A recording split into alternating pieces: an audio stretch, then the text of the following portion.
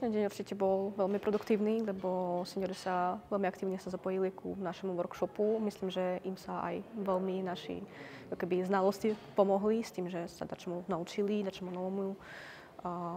Bolo veľmi veľa otázok, ako sa pracovať s fotkami, ako sa fotiť, čo to je ISO, čo to je clona, ako sa môžeme zakomponovať fotografiu. Takže myslím, že dnešný deň bol veľmi aktívny a veľmi produktívny a myslím, že každý sa z toho workshopa teší sa.